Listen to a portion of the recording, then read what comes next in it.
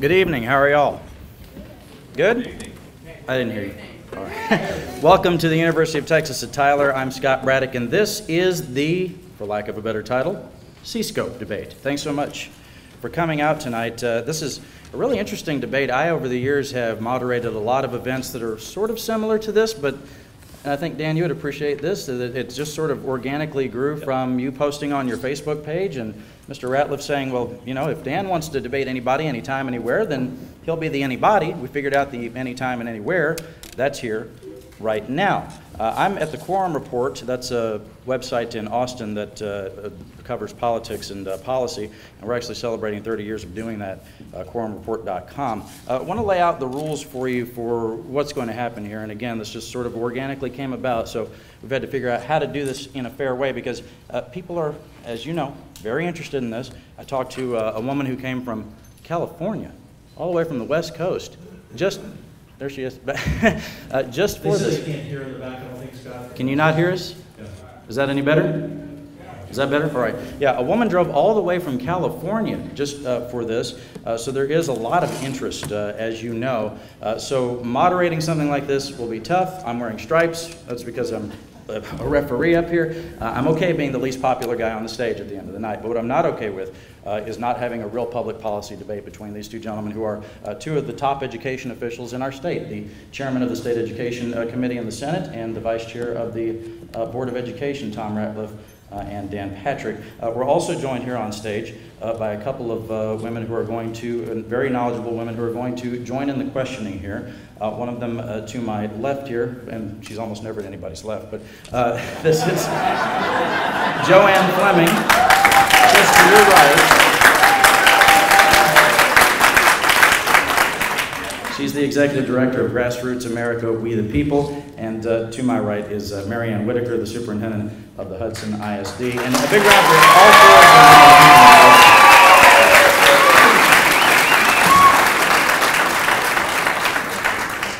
Here's how we're going to try to do this in a fair way. These women each have brought 4 questions that they have thought very long and hard about exactly what they're going to ask. They will get to ask one of the two gentlemen the question. That gentleman will have 2 minutes to answer. Then there will be a 1-minute rebuttal from the other. And then after that, a 3-minute discussion period where kind of everybody can join in. Again, that's why the stripes. So with that, we're going to go straight to Mary Ann for the first question. And the first thing we're going to do right before that question is we're going to have an opening statement from each of the gentlemen. And at my discretion, since he had to pick on me, I'll let Dan go first. Thank you all for coming. I want to dispel a few myths right away. This is not a political event. In fact, some people in politics said, Dan, this is a dumb thing for you to do. Since you're involved in a campaign, you don't get to debate against someone you're not running against. I'm here tonight as the chairman of education, representing the taxpayers, the school districts, the teachers, the principals, the superintendents, and most importantly, who's been left out of this discussion, the students in the classroom. This should not be a fight about issues between adults. The number one issue should be, regardless of which side you're on in this debate, is what's best for the students. And as chairman of education, I had a number of concerned parents come to me last fall about some issues with CSCOPE. And I looked into it, and I had some concerns. And all I promised them was that the first hearing we would have would be on CSCOPE. And wherever the evidence would take us, let it take us. Might have been just one hearing and nothing to it. But that wasn't the case. Every week and every month, we learn more things about CSCOPE that disturb me. And others. Let me read you someone who's not an extremist, and that's the Attorney General of Texas, Gray Gowdy, who has sent a letter to the state auditor of his concerns. And some of their concerns, you hear about CSCOPE as a private, nonprofit. It should be protected, unlike governmental bodies. But after a meeting in my office with his staff and CSCOPE board, the Attorney General's office is very concerned with where millions of dollars potentially went. As a threshold matter, representatives from the ESC stated it was the ESC themselves, not the TESCC, They contracted with the vendor and submitted payments to the vendor for the services rendered. That fact means that public tax dollars were involved. Millions, without contracts, without proper bidding. And I don't care which side of the issue you're on, again, on this issue. As taxpayers, as educators, as parents, you need to be concerned about what happened to millions of dollars that were spent between 2008 and 2010, and maybe longer, and why weren't contracts written. You should be concerned that we were paying 3 times as much for online services than needed to be spent, a fact that the new board found out and discontinued to work with the first company. You should also be concerned that the Texas Code for parents says very clearly that a parent is entitled to review all teaching materials, instructional materials, and other teaching aids. That's the parent's right. No one should want to support a program that hid everything behind a wall where you needed a password to get in. That's right. Which was against the law. Where the chairman that he serves with of the State Board of Education, Barbara Cargill, needed 6 months to get a password. Where I, as a legislator, had to get a password to see what parents under the law are entitled to. No one, forget CSCOPE. This is a bigger issue than CSCOPE. It may be CSCOPE today, but we are progressing to online learning in America and getting away from textbooks as technology moves forth. Every person should be concerned what's in the classroom and what their students are learning. And as soon as you see CSCOPE or some other company say, you know what, you really can't see what's there. We're going to hide it. You need a password.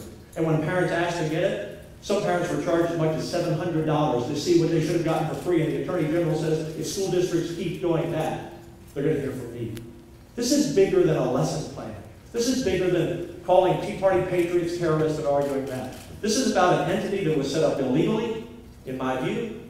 This is an entity that spent millions of dollars of taxpayer money that are unaccounted for. That's why I called for a state audit, and it begins next month. And this is about the quality of lesson plans in our classroom, so we give the best to our students. And everyone should be concerned. And that's where the evidence took us, and that's why we were concerned, and that's why we're here tonight. Thank you very much.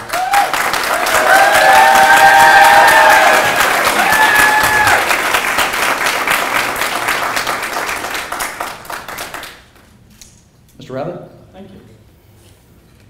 Senator Patrick's right. Over the past weeks and months, we have learned a lot about CSCOPE. Unfortunately, most of it's not true. And what I want to do tonight is to have a factual, thoughtful, and detailed discussion about the truth. And in the interest of transparency, I've launched a Dropbox online that anybody in the public can go look at. And everything I've got up here tonight with me is on that Dropbox. Grade my paper. Check my facts. Many of the things Senator Patrick just told you just aren't true. And so I hope we can get through that tonight. And so the biggest challenge,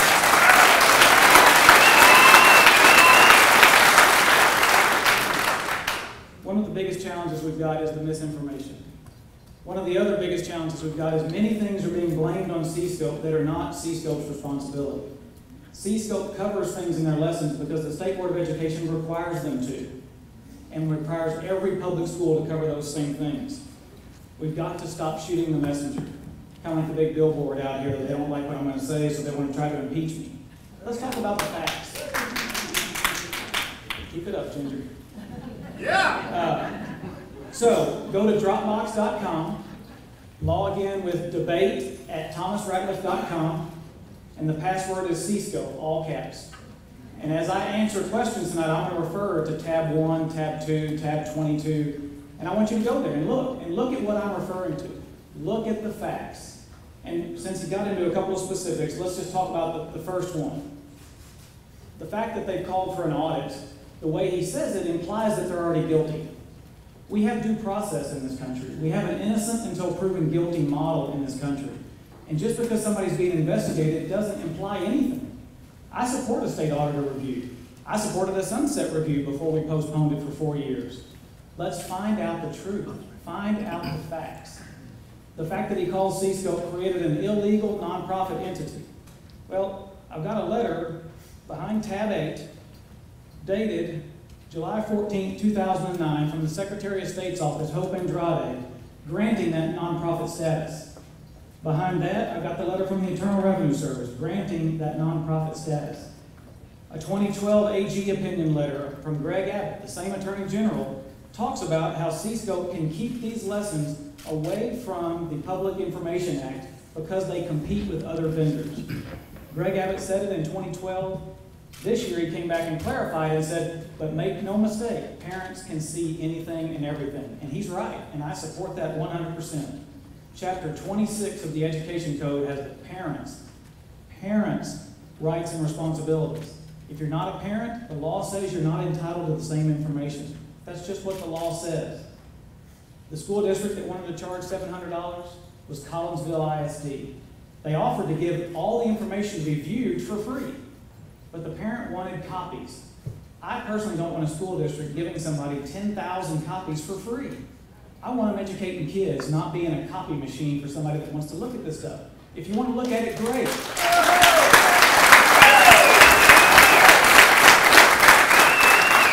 So with that, as a show of good faith, at the end of the evening, I'm going to give my notebook to Senator Patrick so he can have what I have. He can check my facts. He can compare it to the Dropbox. I'm a no surprises guy. I believe in transparency, and that's why I'm doing what I'm doing tonight. Thank you.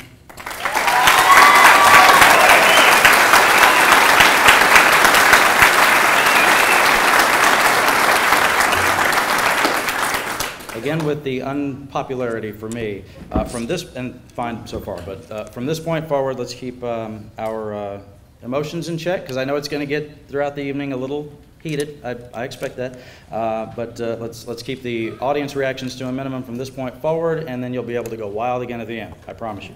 All right. So with that, and great opening statements from both gentlemen, let's go now to Mary Ann Whitaker, the superintendent of the Hudson ISD. Thank you, Senator Patrick. You have stated on several occasions the Texas Tribune reviewed all of CSCOPE's 877 schools and found the students attending those schools using CSCOPE lessons performed worse on the STAR exams than students who didn't attend schools that used CSCOPE lessons. I'm in possession of 2 dissertations, Merit, August 2011, Spin, May 2012, both reporting CSCOPE had a statistically significant effect on increasing the passing percentages of students in school districts that utilize the product and outperform similar school districts that did not use the product. Both provided key findings that CSCOPE is a tightly aligned, guaranteed and viable curriculum essential for student success in education, where high-stakes exams are used as a central measure of student performance and accountability. One of the major benefits is that the curriculum is aligned to the Texas Essential Knowledge and Skills, and that it will ensure all Texas academic standards are covered prior to the test. Senator Patrick, who performed that study that stated CSCOPE schools performed worse on the STAR exams, and what were the specific findings? Good to see you again. We served on a committee together during the off session 2 years ago. First of all, it was the Texas Tribune. I don't work for the Tribune. I don't know their independent study. They don't print things that are false. Number 2, on my way here today, there's no reason for the Texas Tribune to print a false study. Number 2, on my way here today, I spoke to E.W. Burton, who's a business teacher in Blanket, Texas. A student raised his hand and said, what's CSCOPE? Didn't have an axe to grind, didn't have a point of view on it, wanted to know. And so they did a study, business class. And they looked at every school district in the state. Not a sample, but every school district in the state that didn't use CSCOPE, and every school district in the state that did use CSCOPE. And these students, not the perfect study, but 30% of us did poor. I'm sorry, let me correct that. Students who were in CSCOPE performed 1/3 less than the students without CSCOPE. Now I know that Mr. Ratliff has already asked for those studies and asked for that report. This is just a 9th grade business teacher out there. And these students trying to do equality. Wait a minute. Are you laughing at your teachers? Are you laughing at your students trying to do good work? But there are, and I'm happy to look at your studies, and you can take any study and say, well, I'm looking at this, I'm looking on retest, I'm looking on special demographics, that how did Hispanic students do it, how did a certain, I don't know what the studies are, okay? But what we do know What we do know is that we had testimony on the record by the chairman of the SBOE, the State Board of Education, who said we had failed math lessons, flawed math lessons, flawed science. She's a science teacher, so I guess she's wrong too. That we have social study lessons that everyone has seen on the front pages. Is that what you want your students in the 5th and 6th grade to do, design communist flags for countries? Is that where we're going?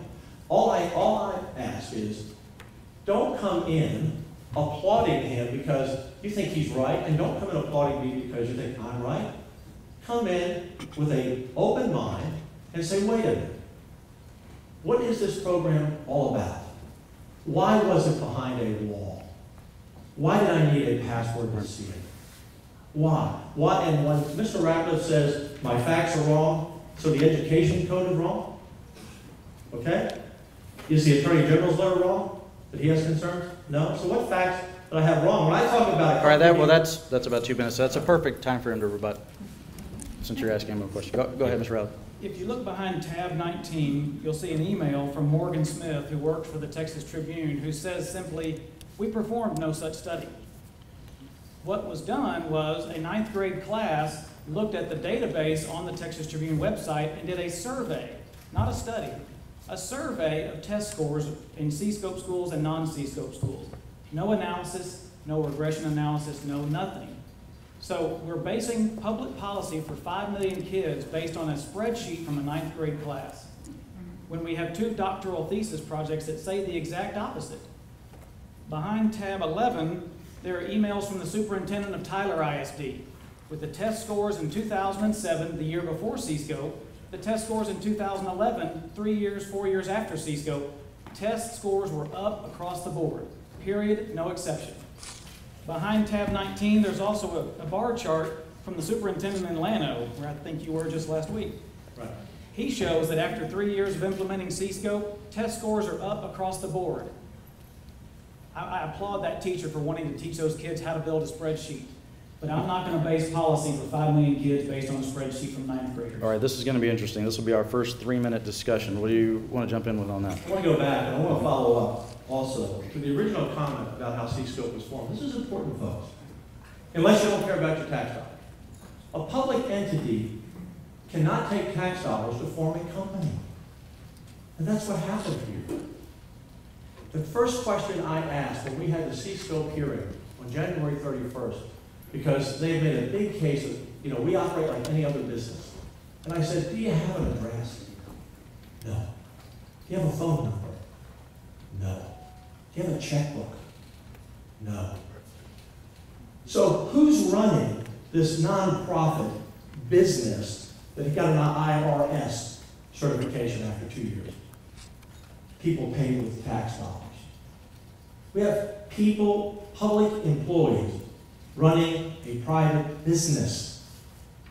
And we will be challenging that IRS grant, by the way.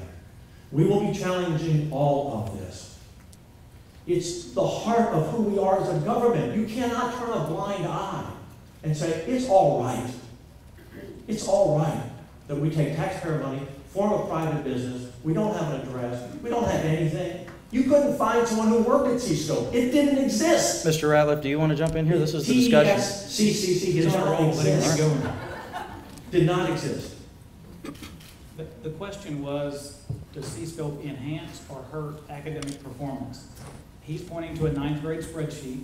I'm pointing to an email from a superintendent right here in Tyler, the superintendent at Llano that just successfully defended himself against a frivolous lawsuit, and 2 doctoral theses, one done by a private Christian university known as Baylor University, the other one done at Texas Tech University, my alma mater, and a Tier 1 university. The facts are clear if you look at the facts. CSCOPE does not impair, but it enhances student performance when districts use it right. And my response to that is very clear. You have presented 2 studies that most people have not yet seen. We will look at their analysis, and we will have, if I have to privately fund it, we will have an equal study from people at that same level. But what I'm suggesting here tonight is, when these lessons were written, and it took us a long time to find out who wrote the lessons by this illegally formed company, there was never any check, outside independent body looking at these lessons. In testimony this year, I asked, did anyone over 6 years look at these lessons and evaluate them? And the answer was no. Only hundreds of thousands of teachers in the classroom. And All right, please come on. And teachers who overwhelmingly reject being told what to do every minute of every day in the classroom. Teachers who would like to write their own lesson plans. Teachers who, and maybe this fact is wrong too, in the original contract signed by this illegally formed company, spending millions of dollars allegedly of taxpayer money, and we'll find out in the audit. You know what the contract was that the teachers had to sign? Right here. If you disclose, remember the education code, folks. Parents, by law, are guaranteed to see the instructional materials. What the contract said was, teacher, you face criminal penalties. You could go to jail or be sued if you show parents the lessons that I'm teaching. And Senator, I'll give you credit where credit's due. Your efforts have resulted in the rewriting of that contract. After 6 years. I'm trying to give you credit. If you don't want it, that's fine. I'm happy to. Okay, all right. Well, what about the teachers for 6 years, Thomas? Tab 17 has the previous version of the subscriber agreement and the new version, and it's abundantly clear. Parents can see it all. Now, as of earlier this week, the Texas Tribune website now has all the lessons online, so not just parents, but anybody, maybe other states will look at it and see how good CSCOPE is and follow Texas's lead once again in public schools. All right, we're going to move on to our next question here. I was hoping, we'll come back to that, I'm sure. Joanne Fleming with the next question. Mr. Ratliff, with the NSA issues in the news, people are more concerned than ever about privacy. Parents are rightfully concerned about data mined by schools and then used to track or profile their children. CSCOPE is a computer-based service capable of gathering personally identifiable information on Texas students. Contracted vendors are located outside the state of Texas. In Friday's Longview News Journal story, you were described as being puzzled over concerns of data mining. A recent amendment to the Federal Family Education Rights and Privacy Act indeed allows third parties to gain access to student data without parental consent. As our elected State Board of Education member, do you know for certain that there is absolutely no sharing of information about Texas public school students with third-party vendors or quasi-federal agencies through CSCOPE or other means? If that is the case, please cite upon what controlling legal authority or statute that you ensure us that Texas students are protected from such data sharing and profiling. And I would remind you here that if the federal government didn't know that it could get the data from Texas public schools, why would there be an exception to that law? Mr. Ratliff. Yeah, thank you for the question. There's no way in the world I can guarantee anything in 1,000 school districts with hundreds of thousands of teachers and 5 million kids. To try to even do so is laughable. What I do know is the only people that have username and passwords in CSCOPE are teachers. Children are not given, students are not given electronic access to CSCOPE. If they are given electronic access to the lessons, that's done by the teacher or that district. CSCOPE contains zero student data. So this is yet another example of the misinformation designed to scare you and you about your kids in the public schools. It's just not true. So I don't know what the NSA is doing or not doing or what other vendors are doing, but Mr. Ratliff, I'm getting a couple of notes from people listening online. Some people listening online have a little trouble hearing us. If you get a little closer to the microphone. Okay. How's this? That's better. We'll do mic technique here. Let me say it again, real, because this is an important one, because this is putting fear in the hearts of parents unnecessarily.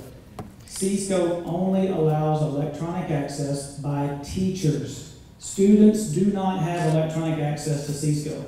Any fears or accusations of data mining are false, and it's fear-mongering designed to scare parents. And that's one of the biggest misinformations that just popped up last week in the Longview paper. And they quoted Mason Moses from the CSCOPE Collaborative that said the same thing I'm saying. Students do not have electronic access to CSCOPE, period. Senator, I think Mr. Ratliff didn't realize he'd be on stage with two radio guys. We've got the mic technique down. So, all right, what do you think? Not a problem. First of all, I didn't think the government was eavesdropping on the telephone. I didn't know the IRS was going after good conservative Tea Party groups and citizens. I didn't know the government was reading my email. And so while, Thomas, I agree, at this point in time, there's no evidence of that, I'm very concerned about the future.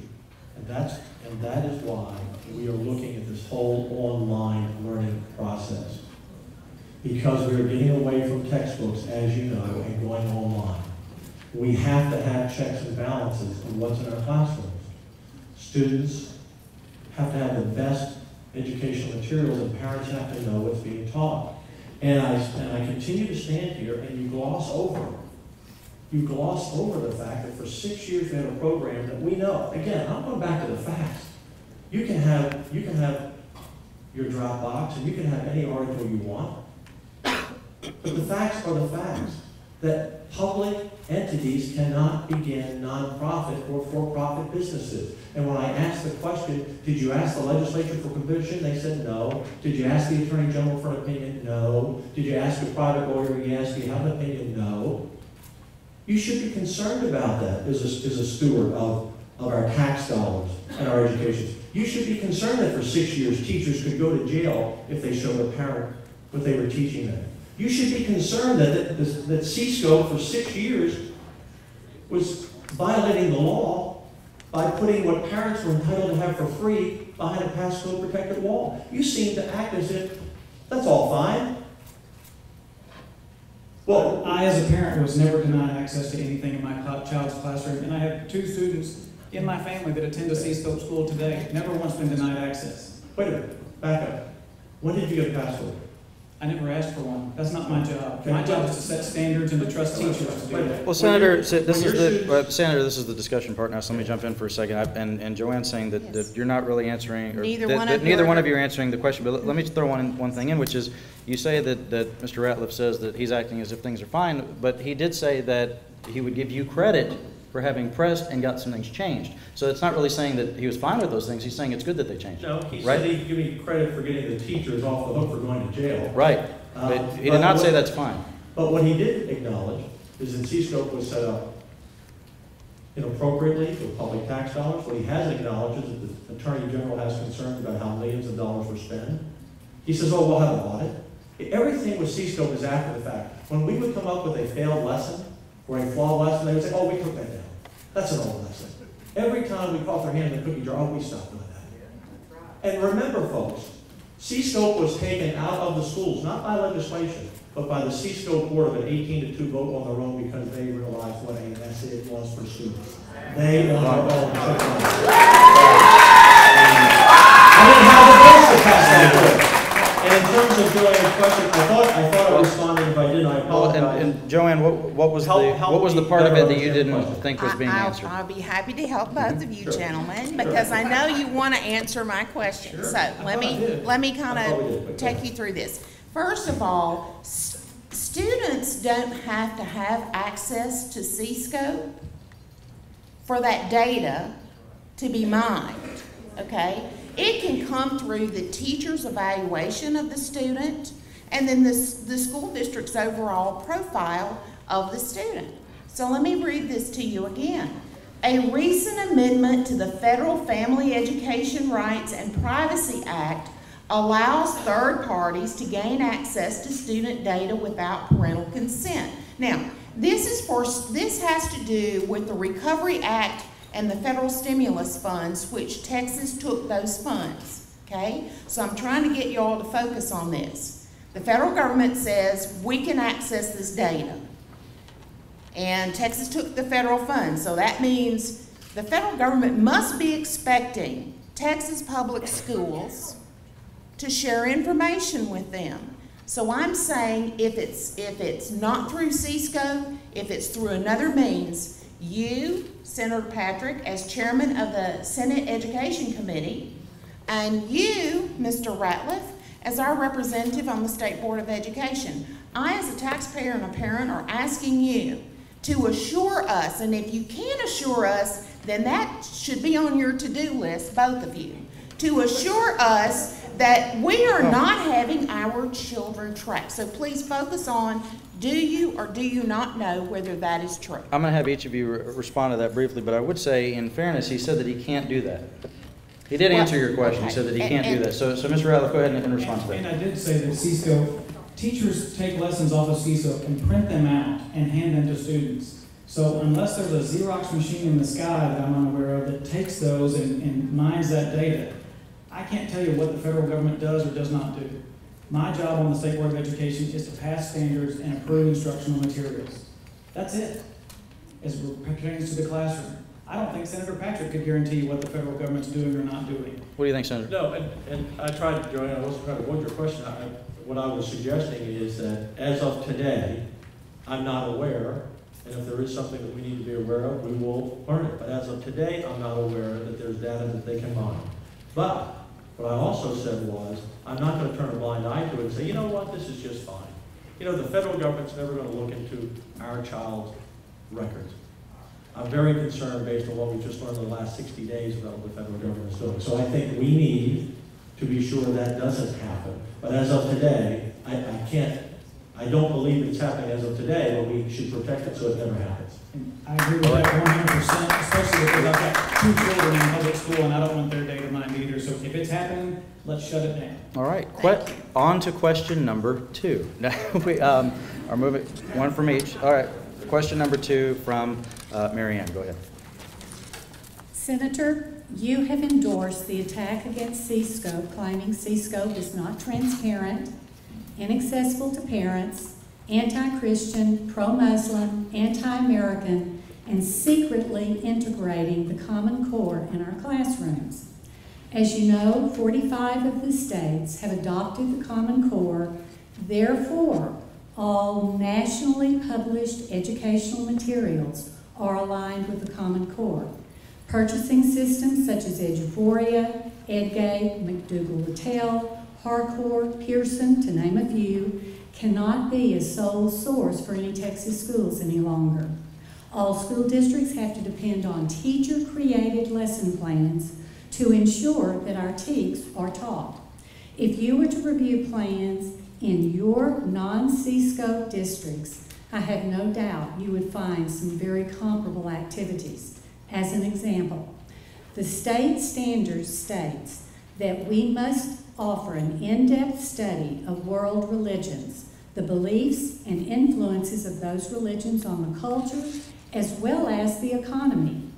If taken out of context, the following 2 activities, which I will give you, found in one of your district's locally developed curriculum, could be attacked based on the very reasoning of our CSCOPE lesson.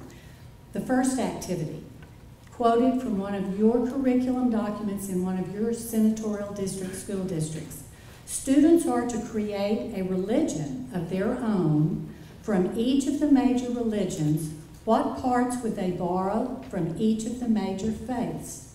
A second example is, students are to create a visual that identifies the 5 pillars of Islam and explain how faith, prayer, alms, fasting during Ramadan, and a pilgrimage to Mecca applies to Muslims today. Senator Patrick, the non-CSCOPE districts all have password-protected curriculum documents, lesson plans, not accessible to parents. They utilize national products that are aligned to the Common Core they select, have lesson plans created by practicing classroom teachers. They require teachers to follow the locally developed curriculum, and they will be allowed to continue developing local lessons without SBOE overview or oversight. As a conservative, please justify your role in being responsible for government intrusion into teacher-created CSCOPE lesson plans, usurping local control, targeting communities of small, mid-sized, rural school districts, which are the majority of CSCOPE, and not attacking the urban-suburban districts or private vendors that offer comparable activities. I have to work my way back to the beginning of the question. The issue is not teaching the religions of the world. That wasn't the issue, whether it was CSCOPE or non-CSCOPE. The evidence that we had in the committee, and I can only base it on when we have people come to testify, is that there was a preponderance of lesson on Islam in some CSCOPE schools compared to Christianity. We had the lesson plan with us, and if I were comparing it in thickness, here are the other religions, and here was Islam. And please understand, again, what's missing here is seems to be this fight and sometimes attack against parents who have a right to ask a question. Have a right to ask a question. They have a right as a parent to ask the superintendent and the principal and the teacher, why are we teaching this? Do you not think that it's as if we're living in this world of we're going to have this curriculum, you can't see it, but trust us that it's great for your students, and that there's not any bias in that lesson or any intent in that lesson that would be anti-American, anti-Texan, would be environmentalist favored and against the oil industry. I could take you through the lessons. There are 80 lesson plans just for social studies in first grade and kindergarten under CSCOPE. That's why we passed Senate Bill 1406, so that we could begin the process of looking at these lessons. I'm not sitting here saying every lesson plan in CSCOPE was terrible, and I'm not suggesting every lesson plan outside of CSCOPE is perfect. But what I am suggesting is I don't understand this drink the Kool-Aid CSCOPE mentality that we don't care if there's anything wrong with CSCOPE. We just want our CSCOPE. I had a superintendent testify, and we gave him fact after fact after fact, and he said, well, lessons can be wrong. He didn't seem to care. Superintendent, everyone that we had before our committee didn't know the contracts they had even signed. The board members for CSCOPE that testified didn't know what was in the lesson plans. It took us forever to find out who wrote the lesson plans. I mean, aren't you concerned who's writing these lesson plans? And is there a bias? There might not be. Could there be a bias? Every teacher has a bias. My wife, who's here, elementary school teacher, she wrote her own lesson plans. Every teacher's going to be different. We have 1,100 school districts, and we have 300,000 teachers. We can't see everything, but my responsibility is not to take the side of the parent, who might be wrong, or not to take the side of the superintendent, who might be wrong. My job is to find out what the truth is and where it lies. And that's what we've always tried to do in that committee. And when I started, I was a person alone. At the end of the day, our bills passed, if not unanimously, overwhelmingly, by Republicans and Democrats in rural areas and suburban areas and urban areas. Mr. Ratliff and others seem to try to say, this is a Dan Patrick issue. I just happen to be the guy here when the world went around on this issue. But I was not alone at the end of the day. And again, CSCOPE itself said these lesson plans need to be pulled down. But that's not my question, sir. My question is, why are you just focusing on CSCOPE and not the non-CSCOPE districts that have comparable lesson plans? And I answered the question because that's the issue that parents brought us. That's the issue. No one brought us. We didn't have any parents coming to us on non-CSCOPE lesson plans. We had parents that came to us and they were concerned about how this was set up, how taxpayer money was used, about specific lesson plans. So, Senator, that's the concern that parents brought, and that seems to be what a lot of people keep coming back to, Mr. Ratliff, is the lack of transparency. A lot of people that I've talked to haven't focused on what necessarily the specific content was, whether it was about this deal with the socialist flag or the issue of it was the fact that they couldn't get to the information they wanted to get to. What would you say about that? Well, first, let me address the question. Tab 0 on the Dropbox has the old social studies standards and the new social studies standards. It also has the scope and sequence document from Klein ISD in Senator Patrick's district, showing that a non-CSCOPE school district teaches about Islam. teaches about Judaism, teaches about Buddhism, teaches about socialism, fascism, communism. It's not just CSCOPE schools. The reason my social studies has 80 lessons is because the State Board of Education required 80 lessons. This is a problem created by the previous State Board of Education prior to my arrival. Our TEKs are too long. Our standards are too long. This is not a CSCOPE problem. It's a State Board of Education problem that we're blaming on CSCOPE.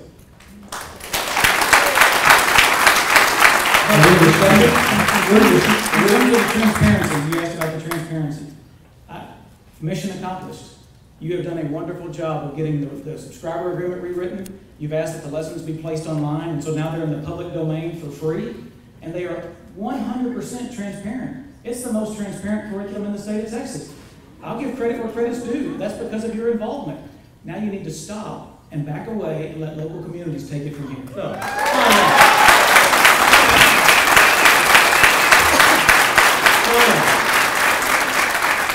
Don't suggest that this is a local issue.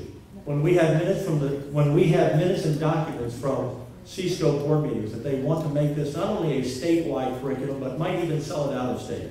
This has nothing to do. And let me tell you what local control is. You know what local control is? I'd love to hear it. A parent making a decision for their child. That's local control. The local control is when the parents elect school board members who sign a contract with the superintendent. That's local control. And I want to go back to this issue. I appreciate that you recognize the work that the committee did. And by the way, this was not the legislators who accomplished this. This was hard-working people in the community who put hundreds of hours researching where we wouldn't have the time, we couldn't have the time to do it, who brought us the information that almost always turned out to be accurate. Almost always turned out to be accurate. And it's not. No, you can sit here, Mr. Ratliff, and make these glittering generality statements. You're just wrong. You can have the biggest Dropbox and all the documents you want. You're just wrong. All right. Hang on, Mr. Ratliff. All right, hang on, gentlemen, 1 second. Ms. Whitaker, do you feel your question is being answered now by the senator? I think it's answered to the best of his ability, so. All right, well, we've gone way past our time. We've gone way past our time on this. I'm not going to let her make that comment. When you said the best of my ability, let me be very clear. We didn't have parents from school districts without CSCOPE coming to us with reams of documents that they were concerned about. We did not have parents in schools without CSCOPE who said they couldn't see the lesson plans or the instructional materials. And that's why we investigated CSCOPE. And it could have been one hearing, but it was amazing. The board of directors who came that day couldn't answer one question. And that led to another hearing. And members on that committee, and you know many of those senators who came in there thinking, what is CSCOPE all about? What is Dan having this hearing for? Left unanimously shaking their head that this was a group of people either negligent or clueless. But they didn't know what was in the schools. They didn't know how the company was formed. They didn't know where their money was gone. They didn't know what contracts were saying. They didn't know anything. And for some reason, Mr. Ratliff and others who support CSCOPE seem to be okay with that. And no one should be okay with that. All right, we're going to move on to... we're going to move on to our next... Again, this is where I get to be unpopular, and that's fine. We're going to move on to our next question from Joanne Fleming. Senator Patrick, when everyone thought CSCOPE had been banned from further use, all across the state we heard from school superintendents and administrators of schools that were using CSCOPE that they would be starting from ground zero, and were even asking for waivers from accountability ratings for the 2013-2014 school year.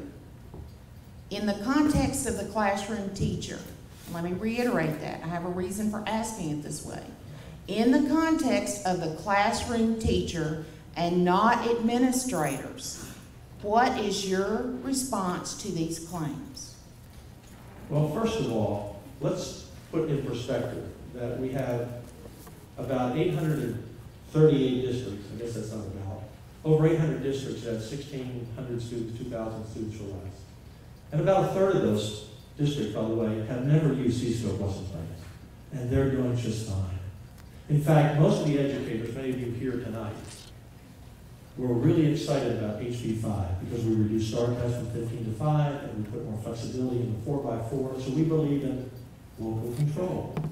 But suddenly, we were not happy about this issue. And so now, as Joanne says, The CSCOPE, again, not the legislature, because we didn't have the votes to do it, on their own took out the lesson plans, and you would have thought the sky was falling, they wouldn't be able to go to school after Labor Day.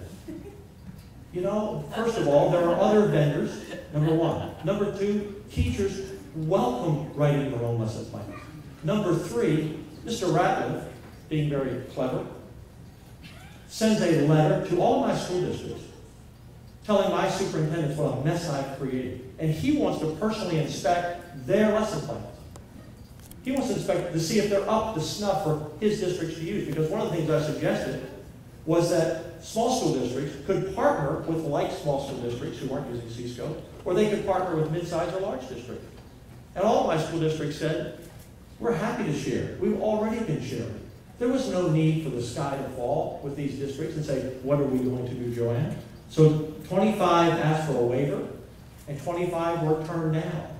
This issue was settled and was done until one lawyer, answering the question that he asked at SBO meeting, said, well, now that they're public domain, yes, schools could use them. And that will be fought out in the courts at some point. It's an intellectual property rights issue. But there's a difference between you have a right to do something and is it the right thing to do. We know that parents have questions and concerns. We know that the majority of teachers don't like it. We know we've had testimony from teacher after teacher who said the lessons were flawed. We have questions about the illegality of the organization. We have the state auditor at the Attorney General of the state of Texas suggestion that we look into where millions of dollars were spent without contracts. All of these issues that Mr. Ratliff and I appreciated.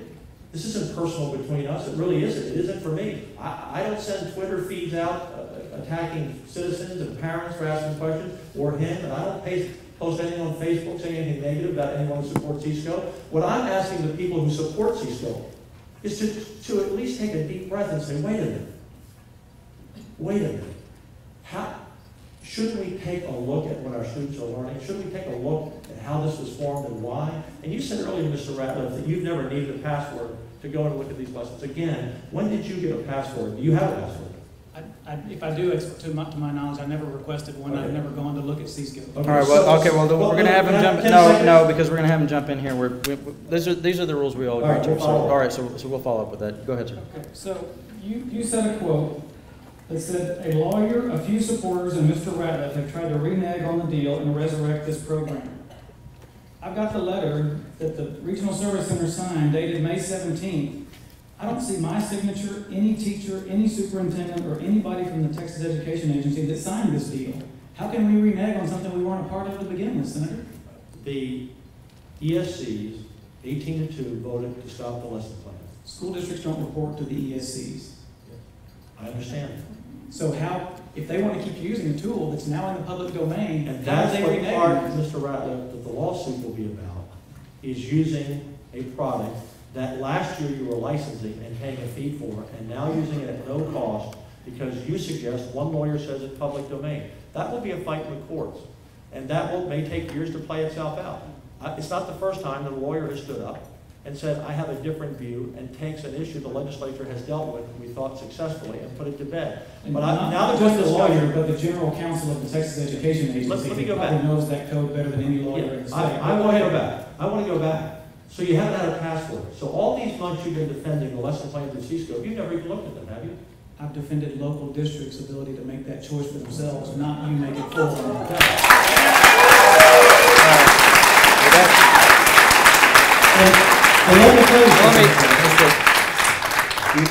But have you looked at them?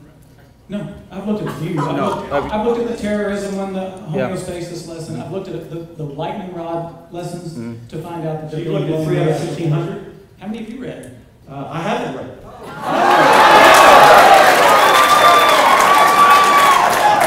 You know why? Well, I shouldn't be saying what I'm saying without reading, but it's okay for you to ban them without reading. No, because here's my job. Now we're figuring out this discussion part of this. Here is my job. My job as chairman of education is to take testimony from parents or teachers or superintendents or State Board of Education members that come to me with issues. And we look at that issue. And we take the evidence and we go from there and we write legislation around it. And based on the sample lessons that we have, based on the sample lessons we had, our committee voted out unanimously that all these lessons should be reviewed. Obviously, you don't have the time to read 1,600 lessons, and I don't have time to read 1,600 lessons, but my point is, you defended these lessons from day one and never looked at them. Exactly. I never defended those lessons, and I never attacked those lessons, but I did study the lessons that were presented to me. So you said you've never attacked the lessons? Do we need to go back to the video and the audio of you attacking these lessons? I never attacked the lessons until I read them and saw what was in them. You have defended them. Hang on. No, what he said was in fairness, what he said was he didn't defend the lessons, but that you did without reading. Right. You defended them without reading.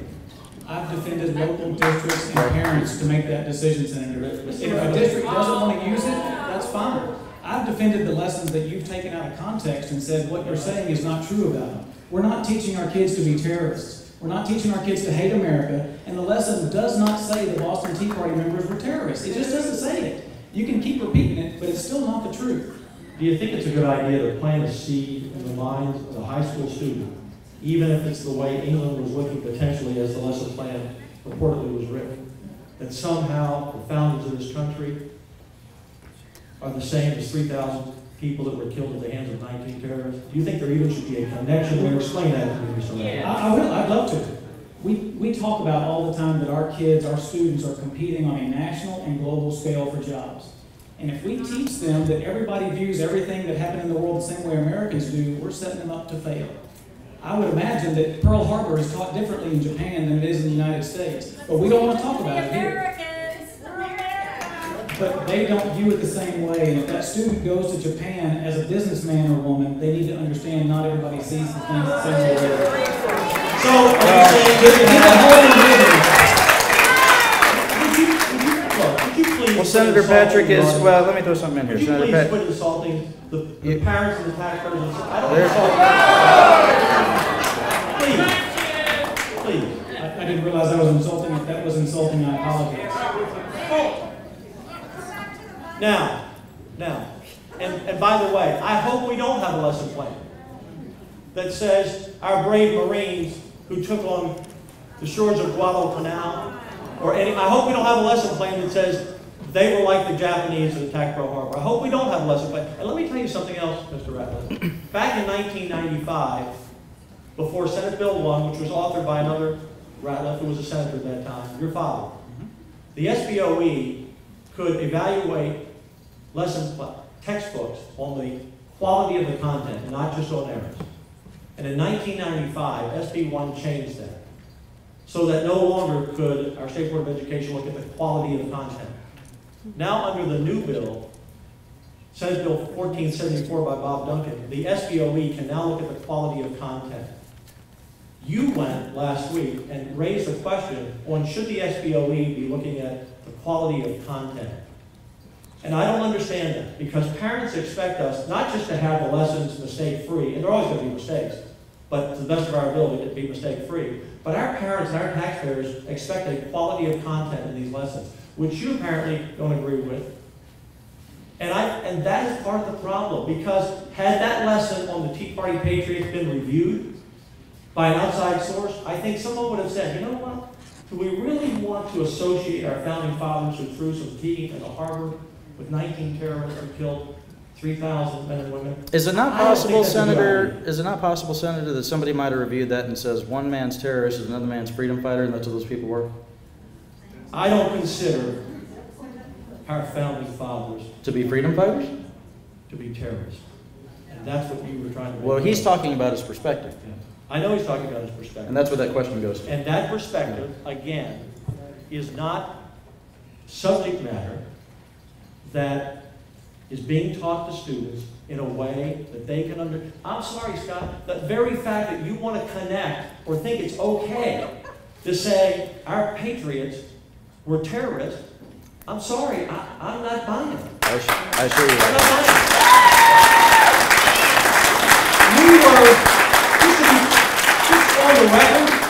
Just on the record, let's be sure our students know that we were trying to break away from a king for freedom, and terrorists came here to kill Americans. There's a big difference, and that's how the lesson should be taught. That's why you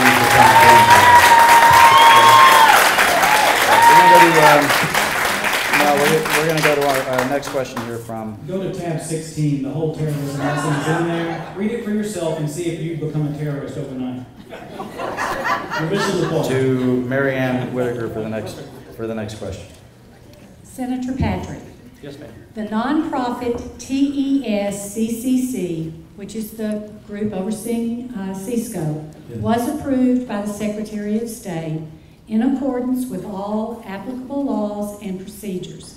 The intent was to provide curriculum services and documents for school districts, charters, and even private schools, especially those with limited resources.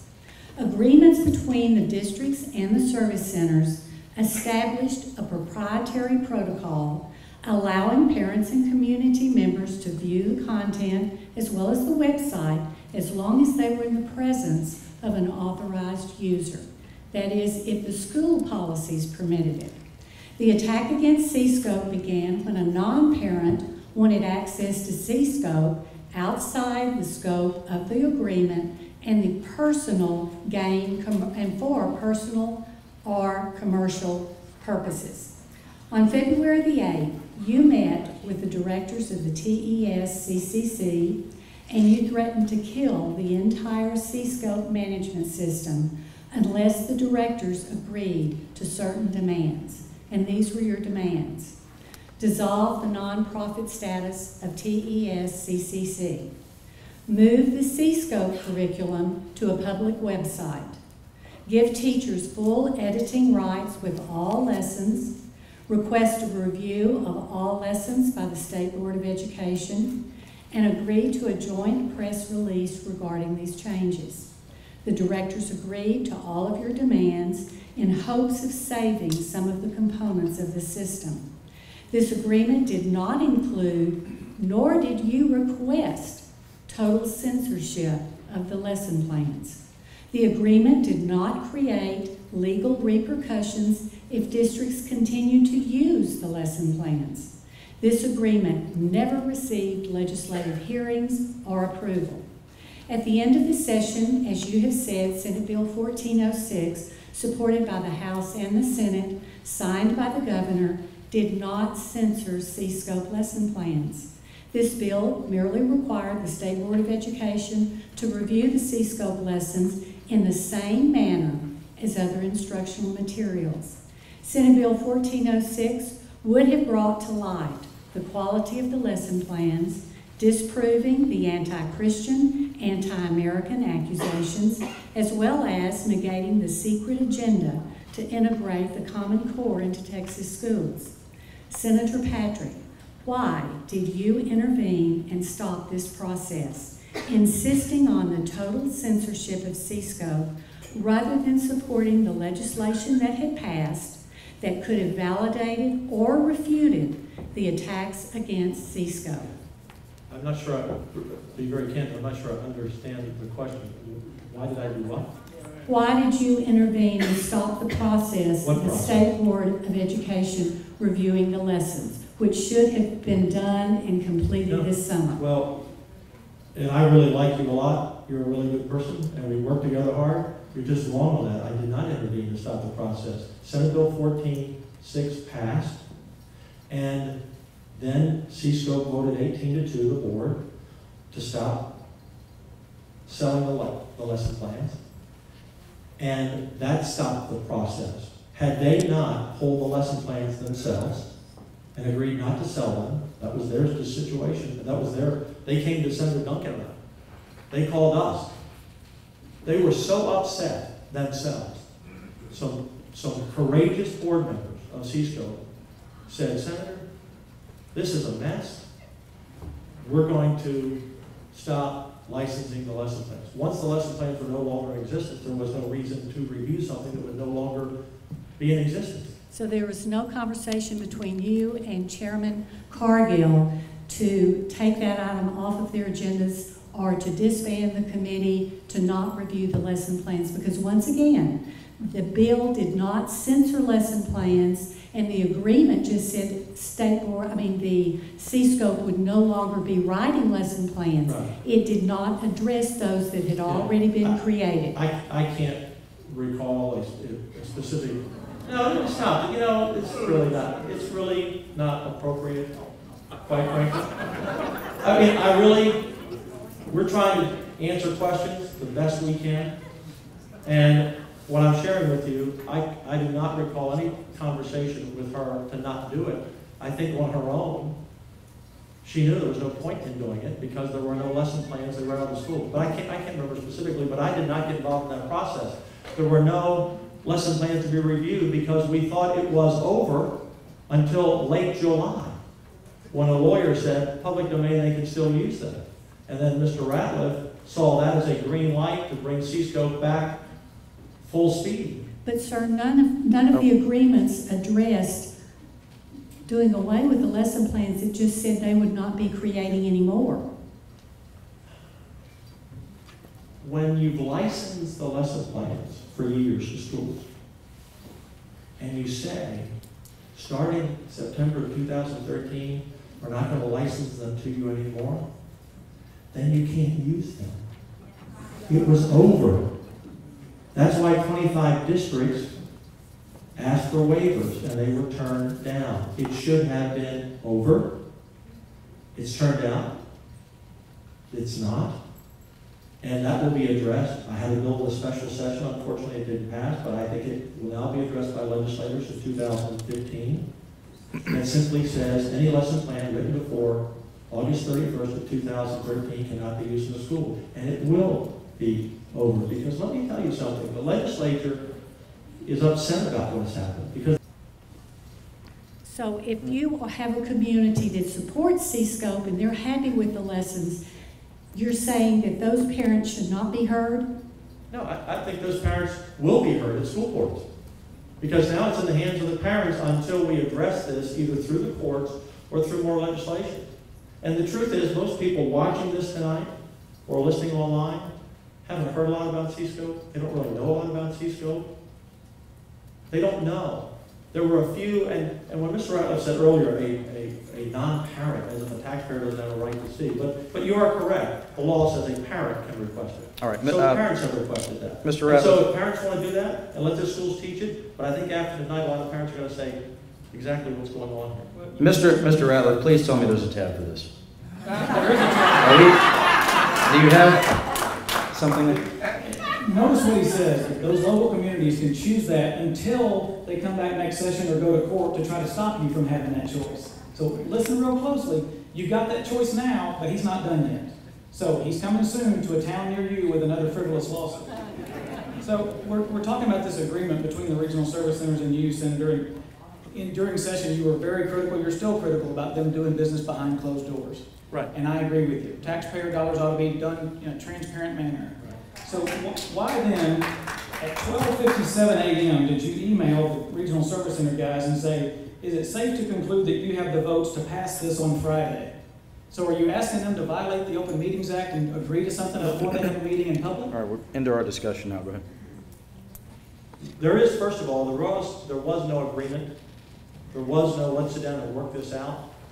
There was the meeting in my office that I referred to earlier that the Attorney General wrote to the state auditor that he sent one of his top attorneys to my office to talk with, not about the lesson plans, but try to get some answers about some contract issues.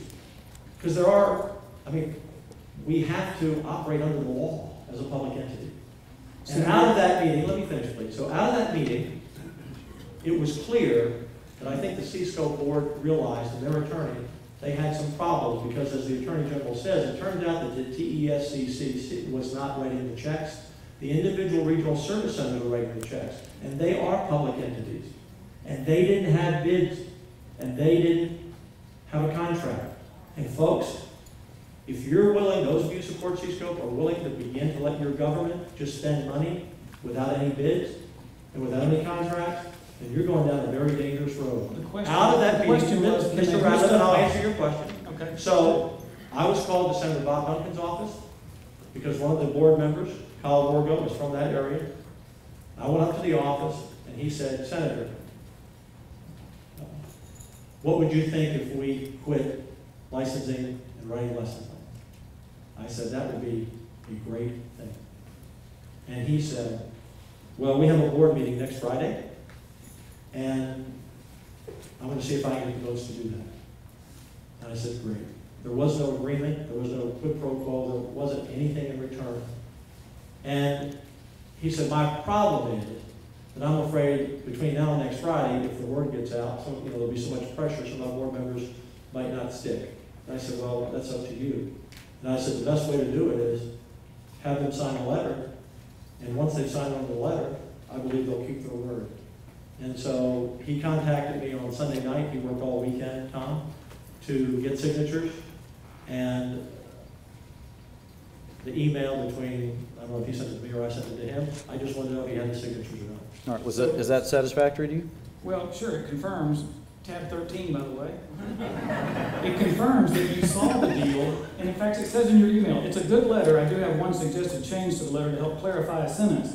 Is it safe to conclude that you have the votes to pass this on Friday?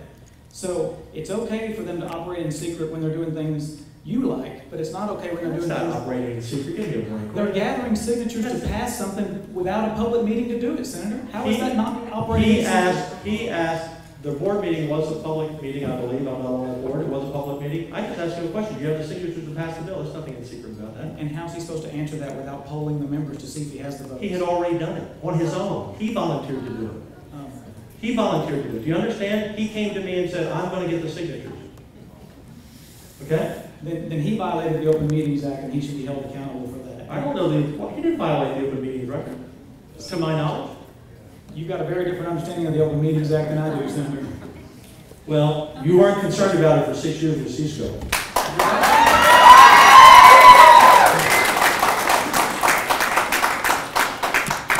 Time to move on? It sure is. And by the way, he's in the Senate, and they do everything behind closed doors in the Senate, right? I mean, it's different. It's different. Hey, it's different. Oh, that's right, because it doesn't apply to them. That's why he doesn't understand it.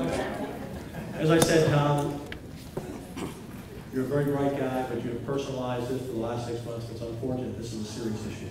You're right, it is. And with that, it's time to move on. Joanne Fleming with the next question. Mr. Ratliff, in reviewing the public record of the March 2013 SBOE hearing to take testimony on CSCOPE, we find that you were not present to find out what was in the curriculum management system, the lessons, and the assessments.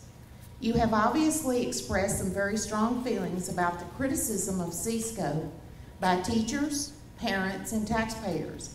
In fact, in the July 17th edition of the Texas Tribune, you are quoted thus: "This artificial controversy has gone on too long without someone at the state level taking charge and performing a review of these lessons and separating myth from reality and education from politics. Please help us understand your July 17th statement to the Texas Tribune in the context of your absence from that initial review back in March." Well, I appreciate that. You don't have to be in the room to watch the hearings. We do broadcast them on the internet. And I do trust the committee members that are on that committee. Tom Maynard chairs that committee. He's a very capable guy. He's president of the State FFA Association. So I don't, unlike some people, don't feel like I need to micromanage and sit in on every meeting of all 15 State Board of Education members. So my comment on July about the myth from reality is the very thing I'm talking about. The fact that we want to say that CSCOPE is teaching our kids that Boston Tea Party was communist, that it's pro-Islamic, that it teaches girls that throwing up is good for their body. All these things that are out there have a grain of truth that they turn into Normandy Beach because they exaggerate it so grossly. And it scares parents and it scares kids unnecessarily. That's the myth from fact. Are there mistakes in CSCOPE? You bet. Are there mistakes in every lesson or every tool in the classroom? You bet. Are there mistakes in the Texas Senate or the State Board of Education? Absolutely. There is no such thing as an error-free human being. So, there are some mistakes. They have been clarified, or they're old lessons. There are some myths out there. They're on this Dropbox. Go read them. Don't take my word for it. Don't take his word for it. Read the lessons for yourself. Look at them. Talk to your teacher. Don't take my word for it. There are hundreds of thousands of teachers that teach these lessons every day. Do they read them verbatim? Absolutely not. Senator Patrick showed amazing confidence in that teacher in Blanket ISD that did that study. But you don't show the same confidence in all the other teachers to use discretion, to use CSCOPE appropriately in consistent with their values and their community.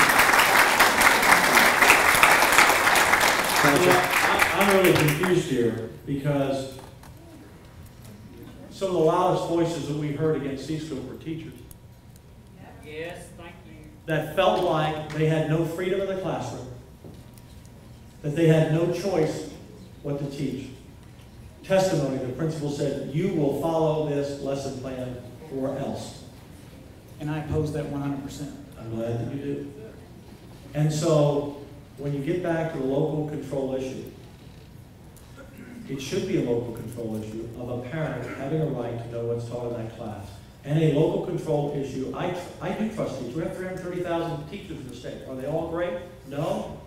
But we have some great teachers, and the ones who aren't great work their heart out every day. And one of the reasons we reduced the STAR test from 15 to 5 and put flexibility in the curriculum was to give teachers more time to teach. By reducing 10 STAR tests, we set the benchmark at no more than 2. We're going to eliminate 40 to 50 teaching to the test days over 3 years in high school. So this whole CSCOPE issue, not just for the parents, it's for the teachers. But remember, it's back to the students. And the question that Joanne asked you, again, you have been a staunch defender of this program without having a password, without reading the lessons, without attending the meetings, and you say that you're just defending your local school district. I understand that, and I appreciate that, but you don't seem to be concerned, again, about these core issues. The core issue of why was it set up, why was it behind the wall, why couldn't people see it, why in every committee meeting when we brought up a problem did they say, oh yes, we're fixing it. And as Ms. Whitaker said, when I sat down with them at the table, you know what the real the beginning of that conversation was? And Senator Seliger was there with me. I brought another senator in. I said, if you all don't address these issues, the whole regional service center network is going to collapse.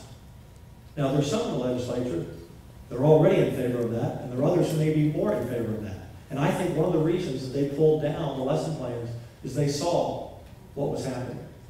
And so I asked them, you read the list off. Does anybody not agree with what I asked them to do? Close down the nonprofit, make all the lesson plans available? That's what we would want. Make all the records available. And you keep going back to these few lesson plans. If you go back, I don't have a Dropbox, but you can go back to the archives of January 31st and watch. Go back to January 31st, go on the Texas legislature online and look at the hearing. It's easy to find, the video. Just watch the hearing.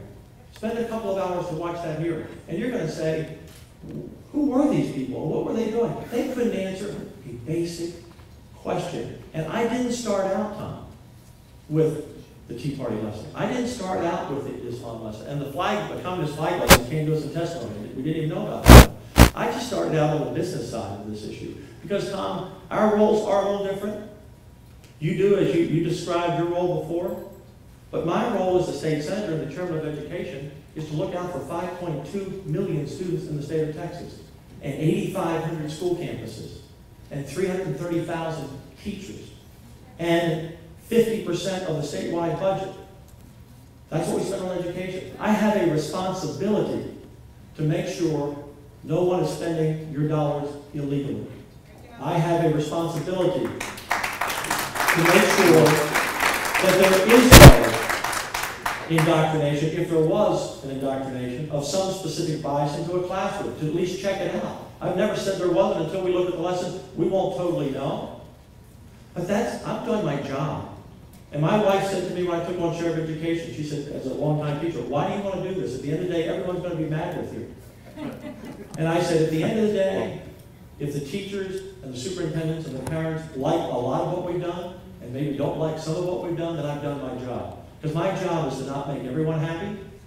My job is to get to the bottom of the truth on every issue. And that was the job of our committee. And I was not a lone ranger on this. I don't take credit for it. Our entire committee supported the work. The entire Senate supported the work. Well, and it was because it was about transparency, right? Because there were all of these parents who were saying, I can't get the information about my kids and what they're learning. Right? Well, Whether or not, like you said, whether or not there was indoctrination or not. And Mr. Ratliff, that seems to be, and imagine this, like you said, there was a time before any of this even was political. It was just parents who were concerned, right? There were a lot of people who were upset about the fact they just couldn't find out what was going on. Isn't that the most valid criticism of how this is all unfolded? Absolutely, and I agree with that, and mission accomplished. okay. The subscriber agreement's been changed, the lessons are all online, mission accomplished. But like any government program, it has to keep going. Instead of saying, we've done what we said we wanted to do, is to give parents access, the auditor's going to look into it, so I would propose that we stop talking about financial misdealings until the auditor does their job. And we don't need a State Board of Education determining what's quality or not. We need a State Board of Education to say, does it cover the TEKS, and is it error-free? School boards, teachers, and parents can determine if it reflects the values of their local community and what they need for their employers and their community colleges and their Tier 1 universities. And here's I have a what I would ask you to do. Since you seem to approve of all the work our committee did, I mean, which I appreciate, because we worked hard on it. Not everything. What I would ask you to do, instead of going out there and saying, CSCOPE or bust, we're going to have it, we're going to show them, why don't you agree to take a deep breath and ask your school superintendents across the state to take a deep breath. Let's step back. Let's see where the audit leads. Let's see where, now that we're actually enacting 1406, let's see where that leads. Let's look at some full qualitative studies, or are these good for our kids or not? Instead of, and I'm okay with it, instead of challenging me or challenging parents, let's work together and be leaders and make sure that what's in our classroom is the best for our students and our teachers. At the end of the day, Thomas, that's the only thing that counts. But, and you agree with that? Absolutely. And I'll tell you what, I'll cease and desist if you will agree today that you will no longer push for the elimination of the CSCOPE lessons.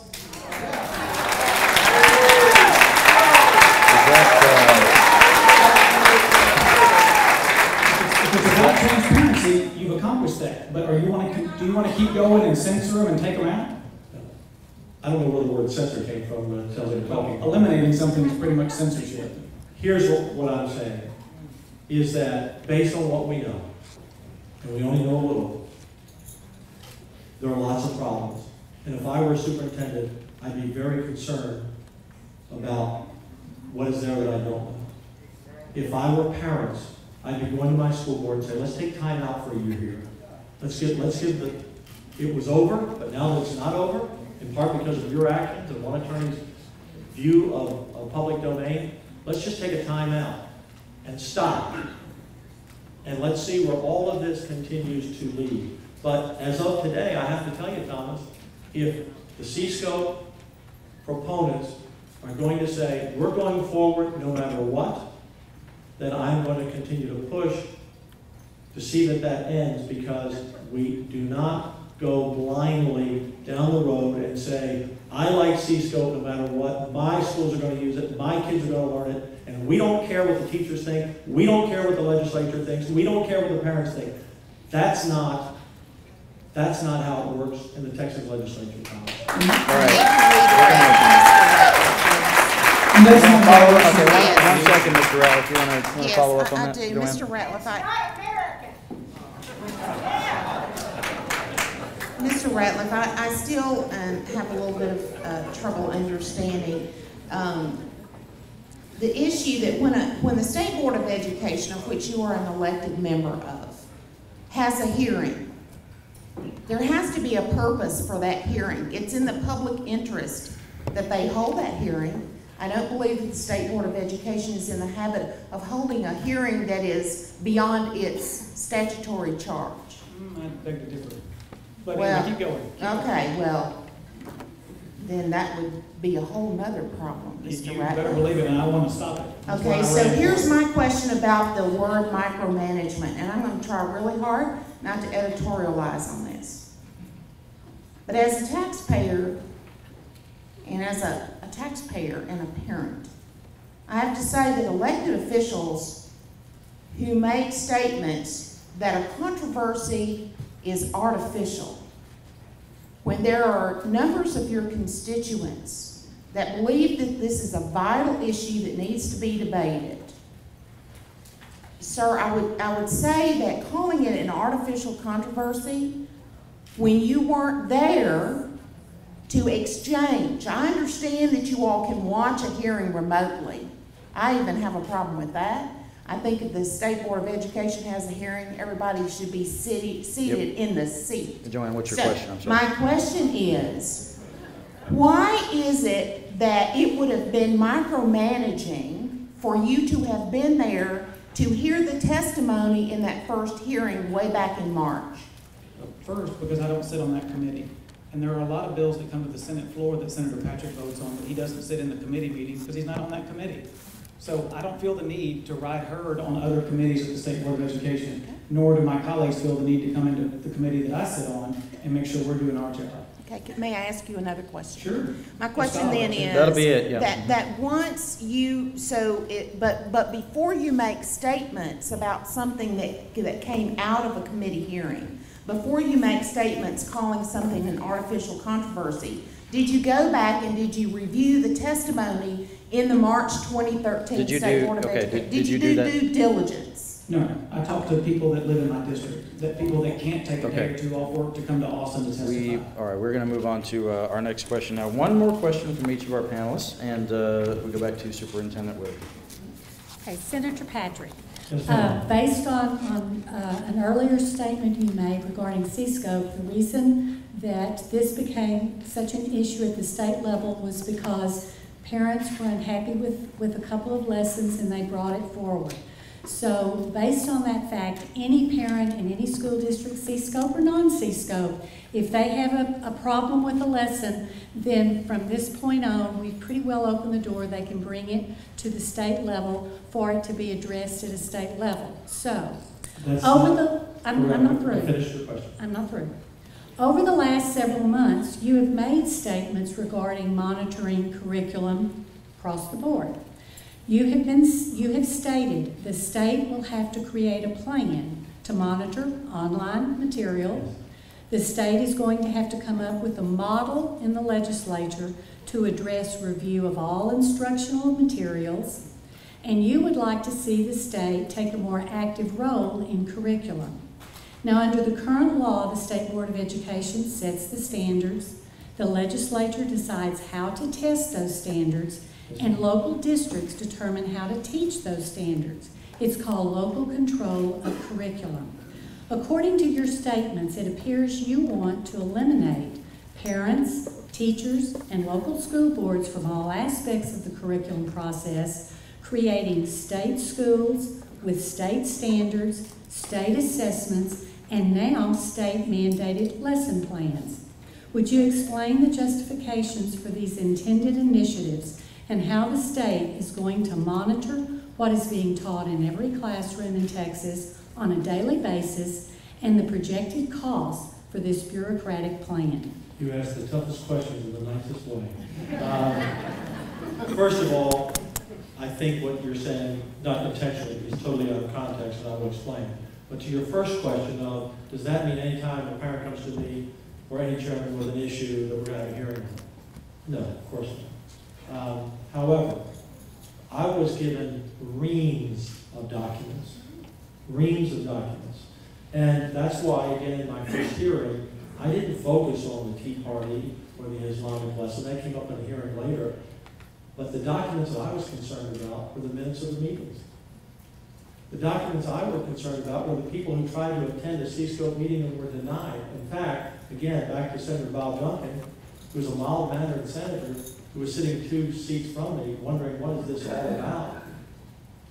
He finally, again, if you go to the archives, not the Dropbox, the archives are more fun to watch tapes, to January 31st, and one of the CSCOPE board members had just finished testifying that the meetings were open to everyone. People were welcome to come.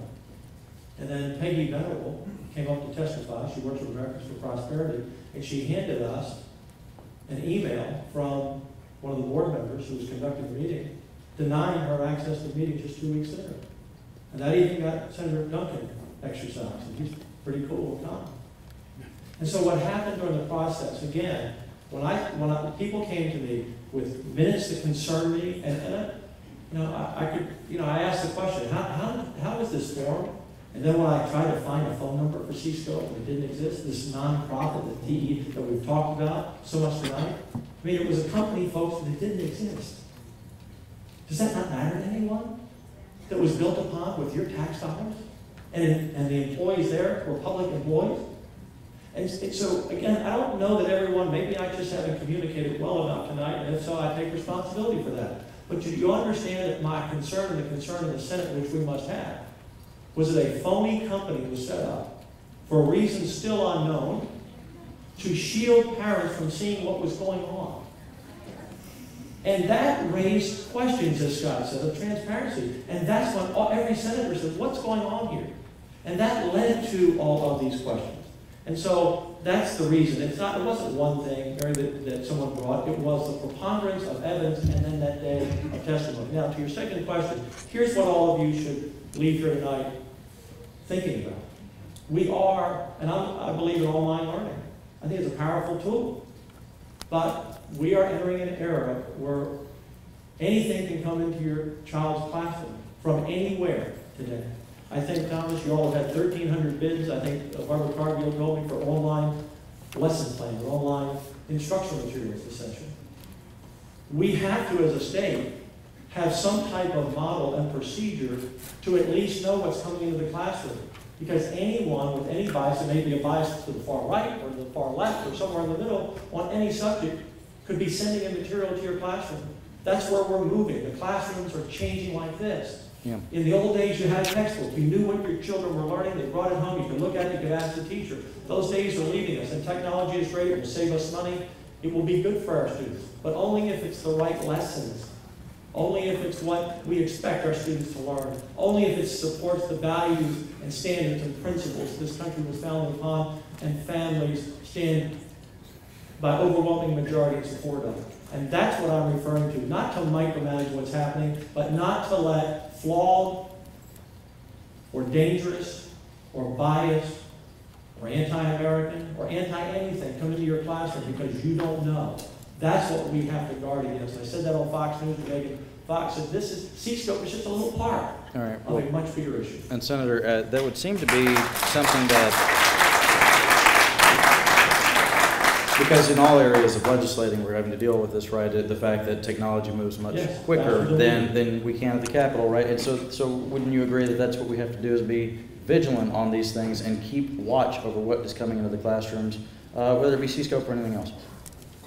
I cannot fathom the size of bureaucracy that would have to manage and oversee the internet connections in 1,000 school districts to make sure what's entering that classroom is appropriate. That is not the state's job. I am opposed to harmful, dangerous, bad content getting into the classroom, and every school has internet filters that you can't even imagine to protect kids from that stuff getting in. But I firmly believe it's the state's job to tell you what we want kids to know, and it's locals' jobs to figure out how to teach it. And let me tell you what. The school board where my children attend has 7 people on it. 6 of the 7 have children in that school today. 1, his daughter was last year's valedictorian. 5 of the 7 attend the local Baptist church. They work in the community. 2 of them work at the community college. 1 is the regional CIS director. They know what that community needs.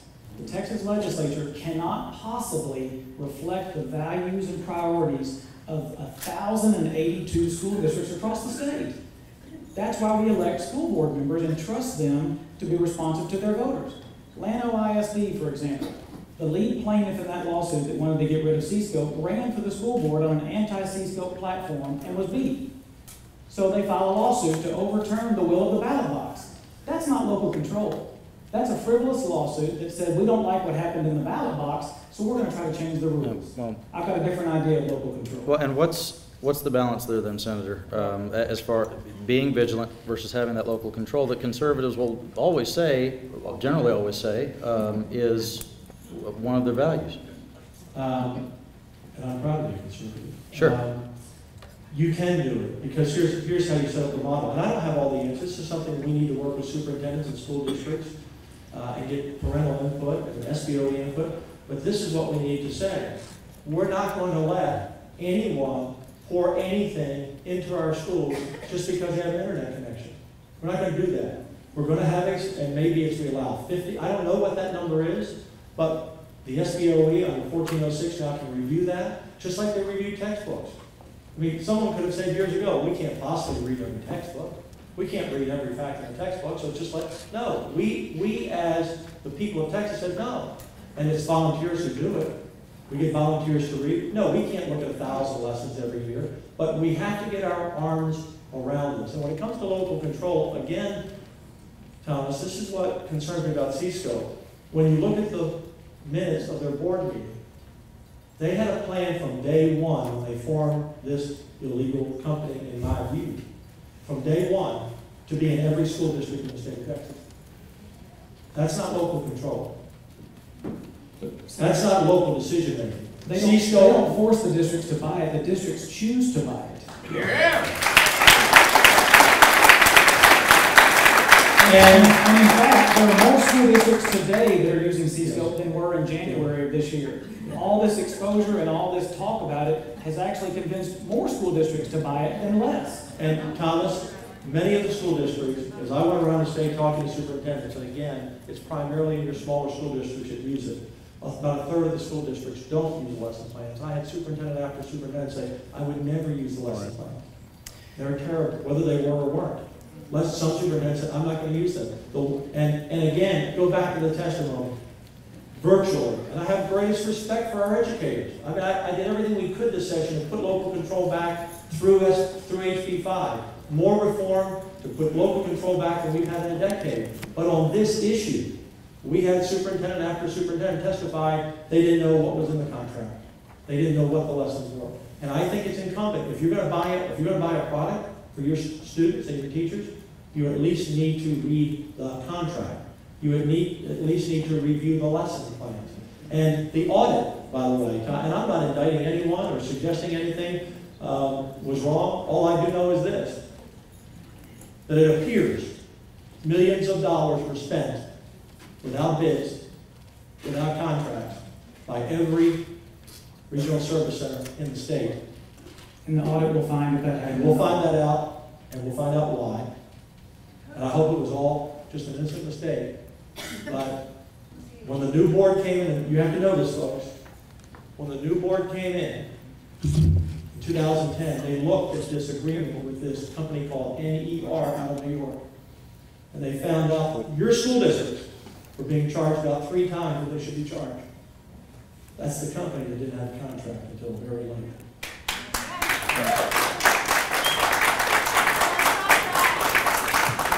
Per the informal contract that we all entered into here for this debate, we have time for one more question from Joanne Fleming, and then we'll have a closing statement from each of the gentlemen. Joanne. This question is for both gentlemen. A lot of this discussion centers on the effective use of taxpayer dollars, whether or not CSCOPE has been effective and whether or not it's been a legal process. State funding for public education is a core constitutional function of state government. Our state constitution includes language that charges the legislature with the efficient use of funds for education. So in view of this charge by our state constitution, in the use of state funding for public education, please define for us your definition of the proper balance between this constitutional oversight of the state and local control. Can we go first? That's for, yeah, go ahead. Every session, the regional service centers submit to the legislature something that's called either the Article 49 or the Article 59 rider report that the legislature gets every session. The Senate Finance and House Appropriations Committee get it, and it goes through excruciating detail, costs, expenses, cost savings, etc. So, you're going to be surprised, that's on the Dropbox too. Also, behind tab 3 is a Controller's Fast Report, Financial Accountability Report. And the Controller's Office estimates that each school district that implemented CSCOPE saved $4.5 million. That's the Controller's number. So I think that the state's job is to make sure school districts are spending money wisely. And I think in light of that, to ask school districts to reinvent the wheel for lesson plans 875 times instead of coming together and cooperating and saving districts millions of dollars, I think that's an appropriate state role. And then it's up to the locals to decide if they want to participate in that or not. I think that's the balance of, we want to tell you what we want you to do, you figure out how to do it. And we don't need to micromanage every aspect of how they do it.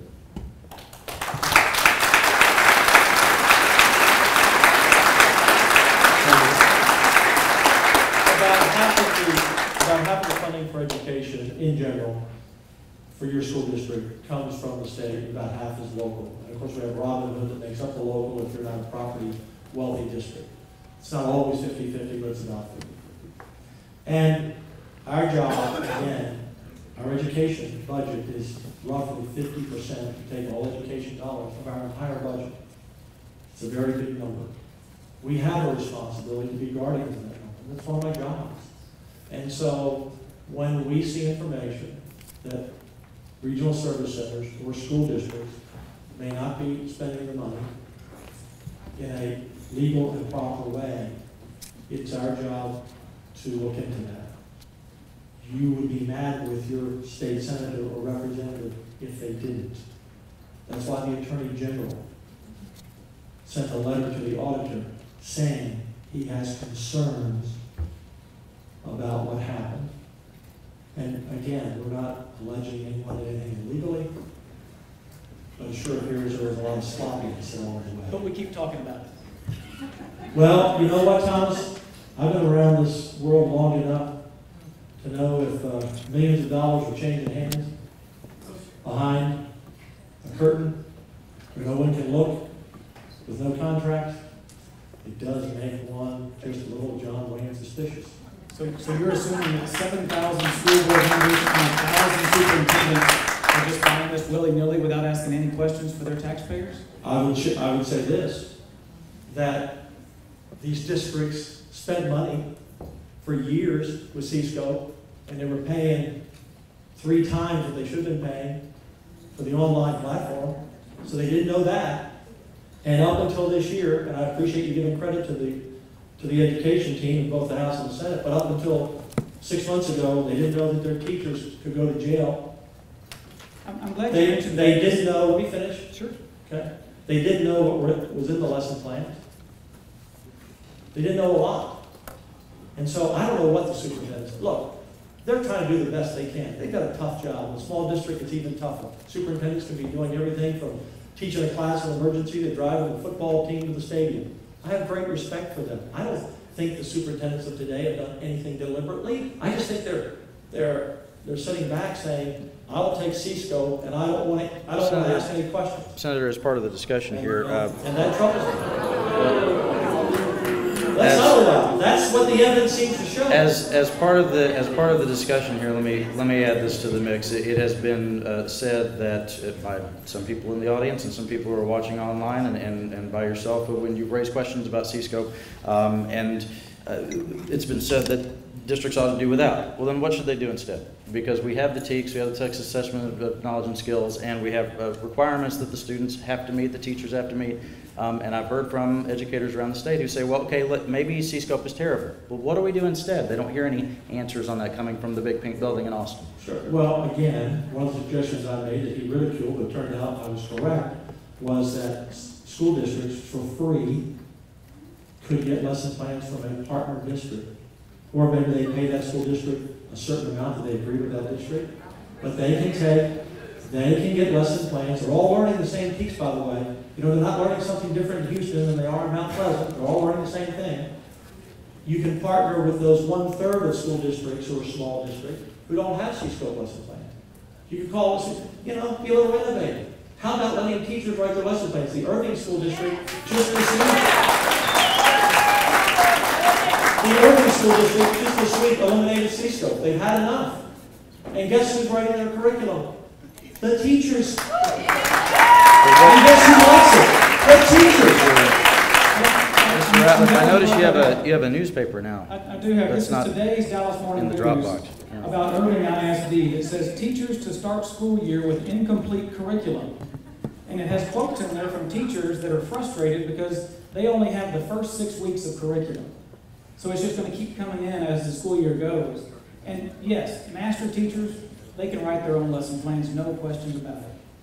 Every year, Texas hires thousands of teachers fresh out of college.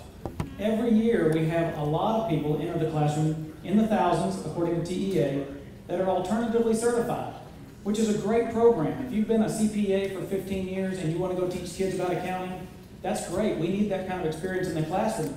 But just because you've been an accountant doesn't mean you know one thing about writing a lesson plan in a classroom. What are they going to do when they first get started? If they want to use CSCOPE, great. If not, if they want to rely on another teacher, that's great. But the school districts in your district, Senator, did respond to my email because I wanted to see if your proposal that we partner with them was something that I wanted to promote to my districts, to see if it was something we wanted. Well, and they, every one of them said, we don't have specific lesson plans for our teachers. We adopt a scope and sequence and let teachers do it themselves. Well, hang on one second. Mr. Ratliff, what I've heard from a lot of people in the run-up to this debate is if you sign up for the job to be a teacher, isn't something you're supposed to be able to do is write a lesson plan. Is that not a fair question or a fair statement from those folks? In an ideal world, yes. And let me tell you why.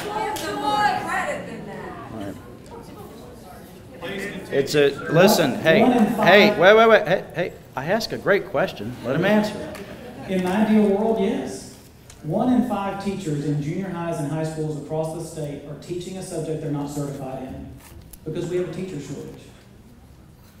Thousands of teachers are alternatively certified, meaning they've come from the professional world and they're now teaching. They didn't go through a 4-year college to teach them how to write lesson plans. So the master teachers absolutely can.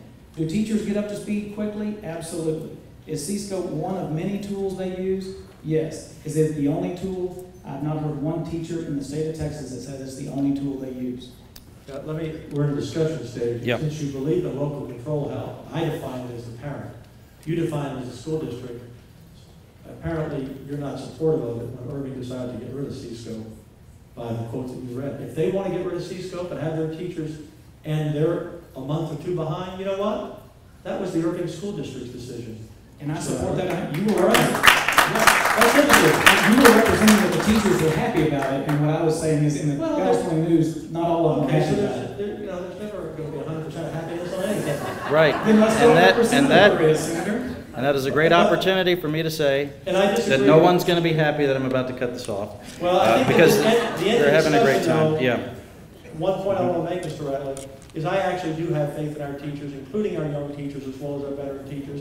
And if they're not equipped to write lesson plans, then they can learn from teachers they teach with, and then we need to address making sure when they graduate college they are ready to write their own. All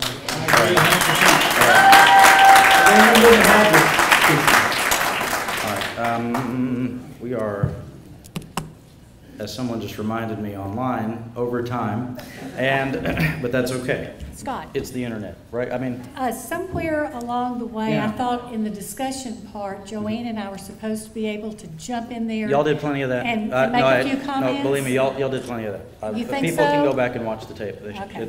It happened There's quite a few times. May I have the opportunity to answer Joanne Fleming's No, ma'am, question on data mining? no, ma'am, we're done. But y'all can talk after, Okay. and it'll be great. I'll get y'all some iced tea, Okay.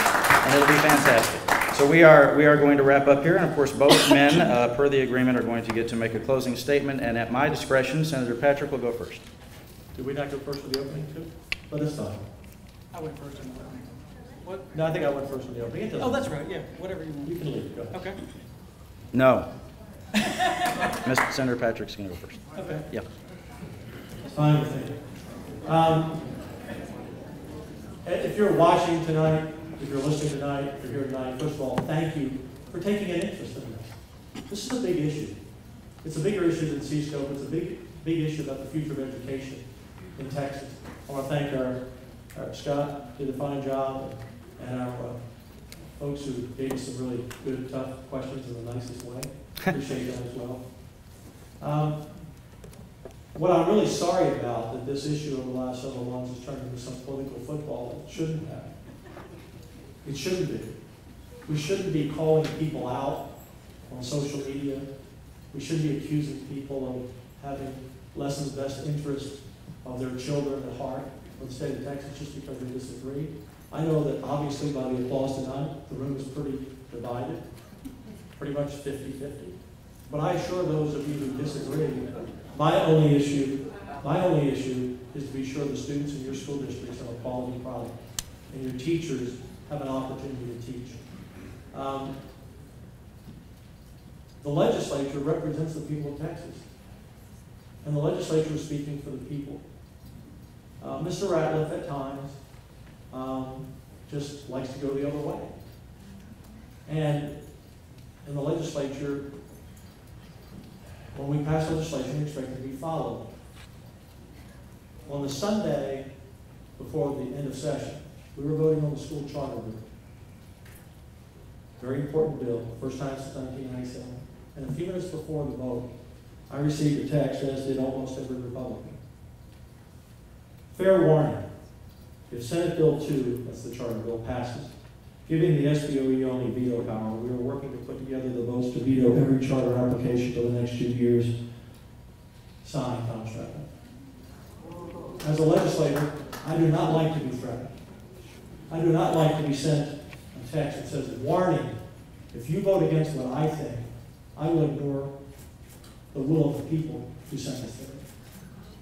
What this really deals with is someone who is very bright, and I think has the best intentions, but wants to ignore the will of the legislature, which passed legislation based on the will of the people.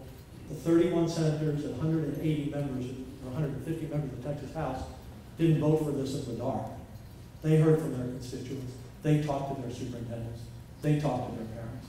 They didn't vote for this because Dan Patrick followed them. They were concerned.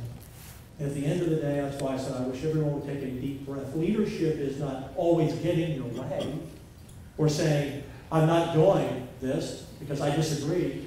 Leadership is about trying to get the truth, get to the facts, and that's why I've asked that all the school districts and Mr. Ratliff take a deep breath, take a step back, let us try to get to the bottom of it. Maybe there is something in the CSCOPE worth salvaging. Right now, I don't know. I don't think so. But let's look at the lessons. Let's look at the lessons. Let's see if there's value there. If it's not value there, no one should want it. No one should want it. At the end of the day, this is not an argument between adults about what CSCOPE wants or a superintendent wants. It's about what's best for the child. And local control starts at the kitchen table in the home of that parent, because that is that parent's responsibility to give the best education for their child. It's the only education they're going to get. And so I never, ever, ever mind when a parent comes to me and says, I'm not happy with what's happening in my school. Will you look into this? And if it's merited, we will continue to do that always, because our number one job is to stand up for the parents and the students in this state. Not stand up for any entity or any bureaucracy or any groupthink that we have to have this particular lesson plan. And with that, thank you, and we will stay on this, and we will stay watching the audit, we will stay watching the SBOE examination of lesson plans, and we will see where all of this leads.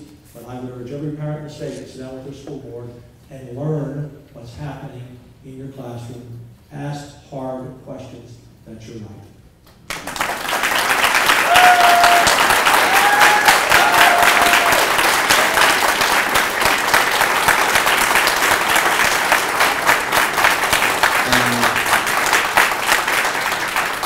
Closing statement from you, Mr. Ratliff. Thank you, Senator Patrick, for coming tonight. You're right, this isn't personal. This is about what we think is best for the public schools in the state of Texas. I agree with that. Should be. In 1995, since you brought up 1995, my father did rewrite the entire education code. And the lieutenant governor at the time said, this work represents the most comprehensive approach to Texas education in a generation, striking at the heart of what we all know is the biggest problem facing education today: A top-heavy system that relies too much on rules handed down by Austin and not enough on ideas created and implemented by local schools. What do we mean when we talk about local schools? We talk about the parents, the teachers, the school board members. The school board members that you're trying to be led to believe that are complicit in an anti-American, pro-Islamic, anti-Christian curriculum. So what you're saying is a woman like Minerva Trudillo on the Killeen ISD school board, who is an Army wife, that taught at Audie Murphy Junior High in Killeen. Her son recently graduated from the Air Force Academy.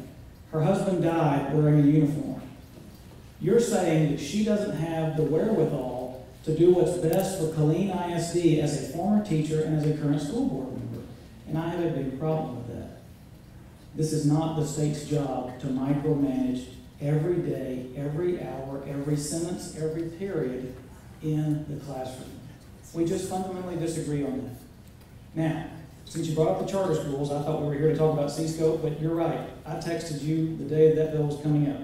And let me tell you why. And I'll let the audience be the judge if you think I was in the right, or if the senator was in the right. The filed version of Senate Bill 2 wanted to take the charter approval process away from the elected state board and give it to a brand new created board made of 7 political appointees. So we talk about wanting it to be the voice of the people. Where is the voice of the people in a 7-member politically appointed board and not the 15-member State Board of Education?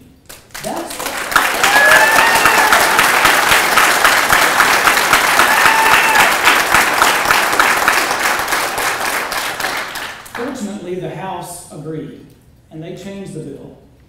What I told Senator Patrick was, if this bill passes and we are not allowed to vet those applications, I'm not going to vote for something that I haven't looked at. I'm not going to vote to approve something that the taxpayers haven't elected me to go down there and look at. Really? So, all right, Mr. Ratliff, I'm going to ask you to wrap up. So, thank you everybody for coming. I think this is just a difference of opinion of what local control looks like. It doesn't look like the Texas legislature. It looks like 7,000 locally elected school board members, who most of which are parents, by the way, and the parents they represent, and who voted to put them in office. Thank you for coming.